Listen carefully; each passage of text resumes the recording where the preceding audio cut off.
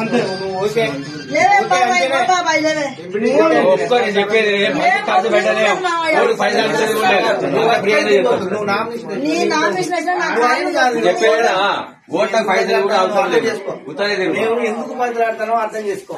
నీ కొడుకు కొరకే కొడుకు నెల నుంచి బదిలాడతాను. నీ కొడుకు బదిలాడింది వేరు. నువ్వు తినకున్నా తిన్నా ఇప్పుడైతే నువ్వు చేతులు పట్టుకున్నా ఎక్కువ పైసలు కూడా మేము చేస్తాం గాని నువ్వు అంటేనే ఇగో నువ్వు ఓకే చెప్పాలి.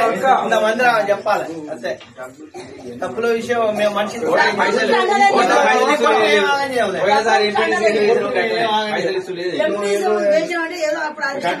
అన్ని గట్టిగా ఉంటాయి. ఇప్పుడు కూడా గదే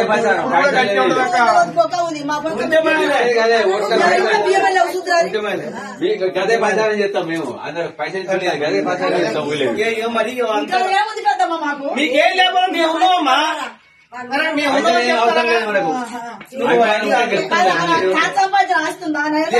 లేదు ఆయన మంచిగా ఉన్నాడు. ఆయనే ఉన్నాడు అట్లా పైసలు ఏమో గిట్టే బదిలాడుకున్నాం కాదు. అమ్మా నిన్నేం ఆగం కావాలని మేము కోరుకోవమ్మా. అర్థమైందా? మా సాధ్యమైనంత మేము కూడా పోరాడతాం. మంది నా మనవాదిగో ఇల్లు కాలు పట్టుకుని వేయించుకుంటాం. నీ కొడుకు